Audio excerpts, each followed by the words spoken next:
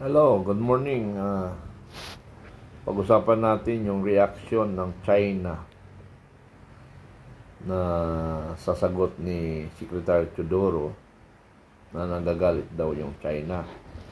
Sagot naman ng isang Vatican na abogado ay wala tayong pakialam sa kanila. So, mukhang dinadivert ang issue o talagang merong ibang ibig sabihin. Pakinggan natin China sa pag-deploy ng US assets sa Pilipinas. Ano pong reaction? Wala silang pakialam doon. Bakit sila nagde-deploy din sa ibang mga lugar? Ano sa akin kung magalit sila? Ang importante, huwag magalit ang taong bayan ng Pilipinas sa atin.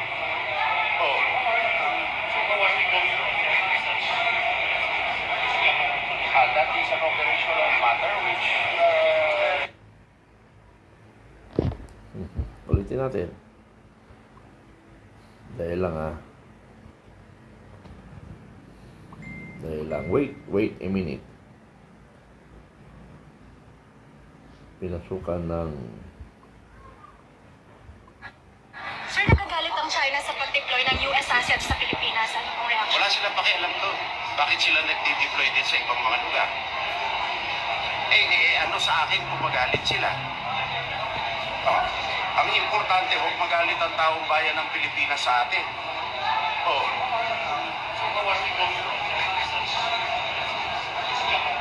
That is an operational matter which Sir, nagagalit ang China sa pag-deploy ng parang nakita ko tumapang ngayon ang ating gobyerno. Ano kayang ibig sabihin? Dati hindi sila pumapalag sa mga sinasabi ng China. Maraming beses na tayo na ginago ng China. Hindi tayo kumikibo. Pero ngayon, tumatapang na ang gobyerno natin. Ano kayang mga ibig sabihin nun? So, kung makita nyo naman sa inyo na medyo nag-react ang China. Pero hindi natin alam ang ilalim na usapin dyan. Ang US, ang China, at ang Russia, at ang Pilipinas. Kuminsan kasi, itong ginagawa ng administrasyon, mga propaganda, mga banat dito. Propaganda in the sense na kunwari lumalaban, pero hindi naman lumalaban. Or dinadivert ang issue. Ano bang issue ngayon? Ang issue ngayon, impeachment at saka yung matindi yung Comelec. So, tingnan mo, lumamig na ang Comelec problem. Dahil sa mga issue na ito, pinalalabas nila. So, magaling mag-divert ang administrasyon sa mga issue. Katulad yung kay Pangulong Duterte, by all means, dinala sa Netherlands.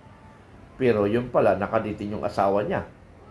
So kung walang mga mabibigat na issue, mapupokus kay First Lady, ilumamig. So nawala ng focus doon. Katulad nito, yung Comelec.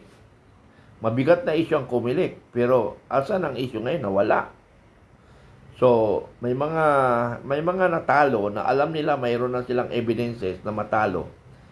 Pero parang ayaw na rin magreklamo nila because matapos na yung election, ay hindi pa ma-resolve. Katulad nung kay Tikwan. Yun na lang kay Marcos Sr. Marcos Jr. Yung pagkatalo niya as vice president, na biglang nalugi siya ng 1 milyon. Hanggang ngayon, hindi niya na ipoprove. So, sa ganon sitwasyon, alam niya na pwede palang ganon na pag nadaya ka, wala ka na magagawa. Katulad nung panahon ni Miriam Defensor at saka ni Philip Ramos. Alam niya na daya siya, pero nagpetisyon siya, walang mangyari kasi ikaw na may hawak ng bansa . So, ganun rin mangyari. Na magpapile ka ng complaint, ang kalaban mo, gobyerno. Okay lang sana kung ang kalaban mo, kayo lang opponent, dalawa lang kayo, hindi ang gobyerno. Pero pag gobyerno ang kalaban mo, hindi ka magtatagumpay.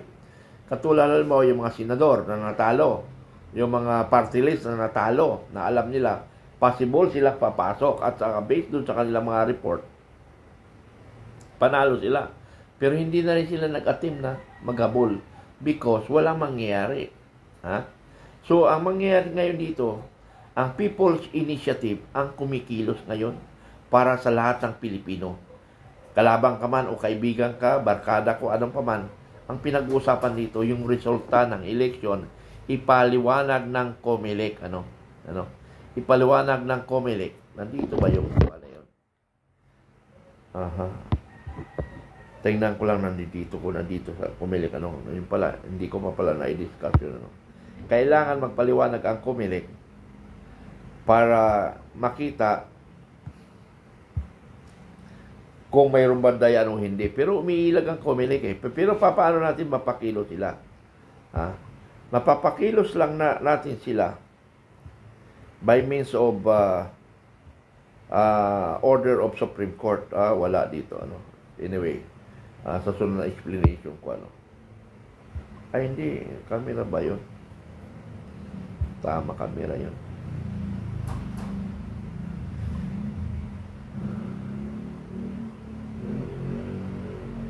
So, sa sunod, anyway, ipapaliwanag ko yun.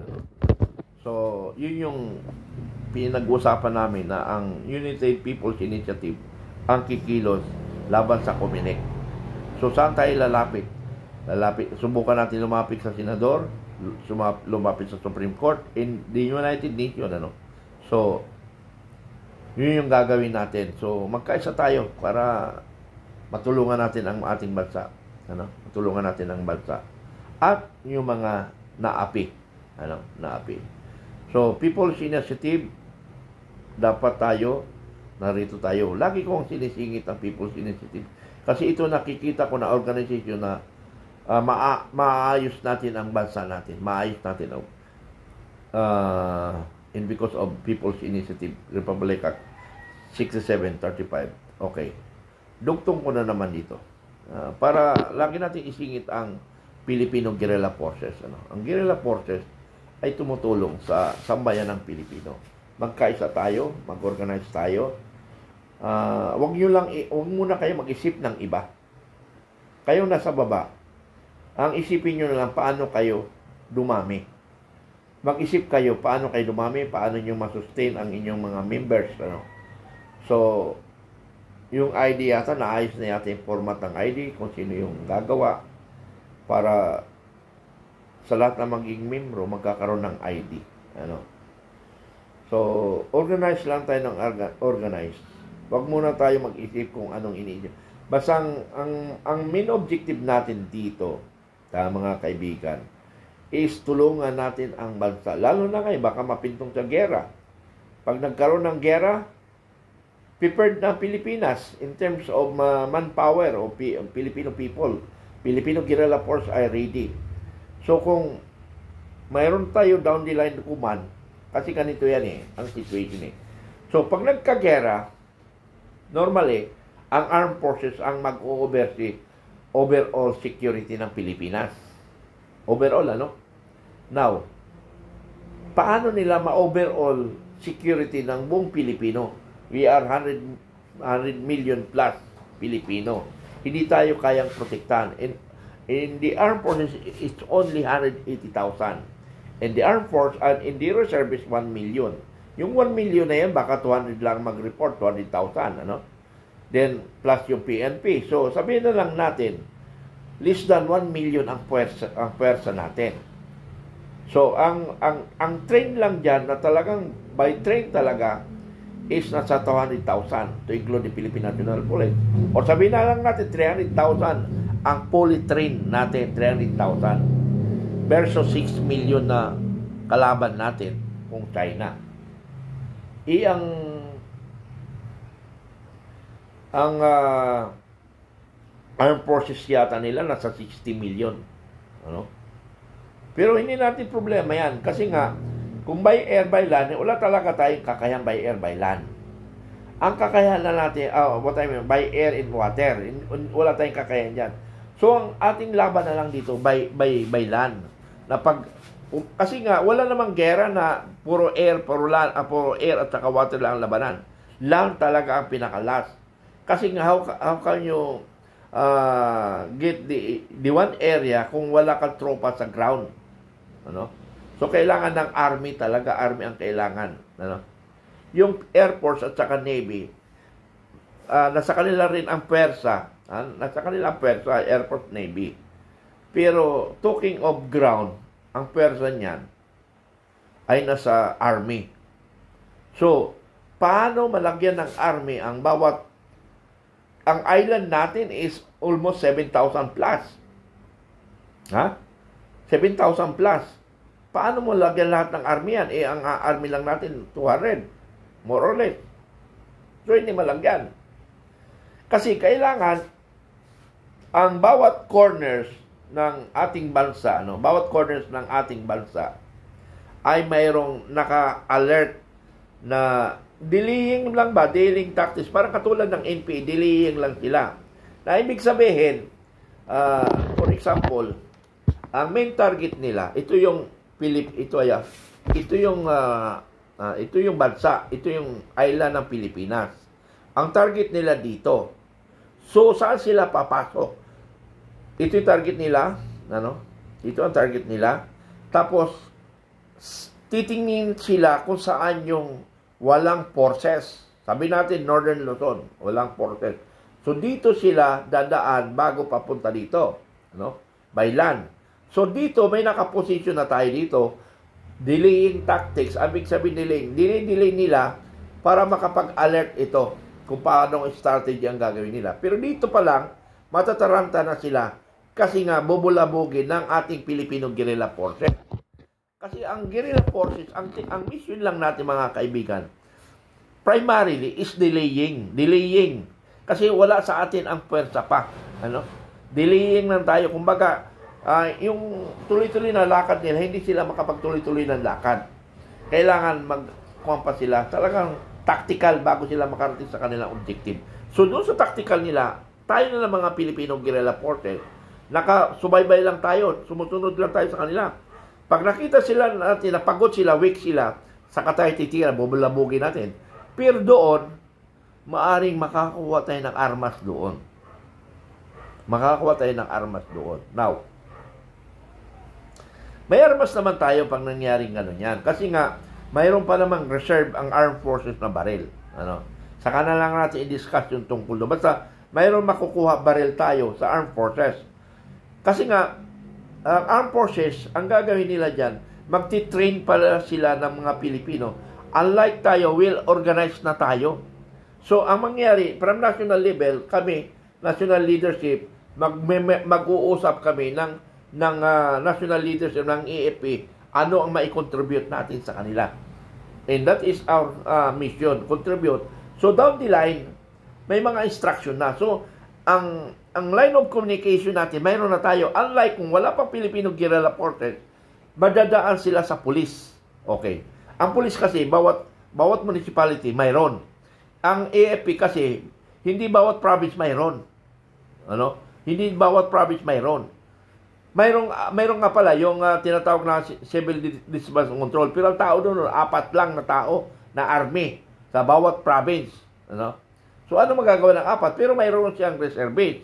So, mag-organize siya. So, yung reserve base, mag-merge rin tayo reserve base and Filipino guerrilla forces. Kasi, pero maghihiwalay tayo. Kasi nga, ang magiging problema doon, kung hindi tayo maghiwalay, ang relationship magkakaproblema. So, maaaring coordinating na lang. Coordinating. Yung EAP through reserve base, coordinating na lang na kung itong gagawin natin, itong gagawin natin. So, ang mangyayari on the ground, coordinating na lang. Pero hindi tayo pwede magpa-under sa EAP. Bakit? Kasi nga, yung silusan ng leadership, silusan ng leader, mangyayari doon. Ngayon, halimbawa, provincial commander ako ng FGF. Mayroon akong 1 milyon na Pilipino na hawak. Ang EAP, ang hawak lang nila, nasa 1,000. Papayag ba ako na ikaw leader, 1,000 ang tao mo, ako 1 million. So, ang mangyari, para hindi magkaroon ng rivalry, magkaroon na lang ng coordination. Kasi, Pilipino lang naman tayo eh. So, coordination na lang natin kung ano ang magagandang gawin. So, madali kami mag-disseminate because karamihan dito sa Filipino Guerrilla Force lead by military, former military. Pero hindi lahat dito ay former military. Mayroon dito mga police, Navy, police, jail guard, ano pa man, civilian, na alam ang leadership. Pero almost dito, on the national level, almost ang napili ko naman dito ay mga mga dating main engineer personnel para alam nila ang management. So, ganun ang gagawin natin mga kaibigan. Maraming salamat. Yun lang. At pinaliwanag ko lang Filipino Guerrilla Forces. Mabuhay.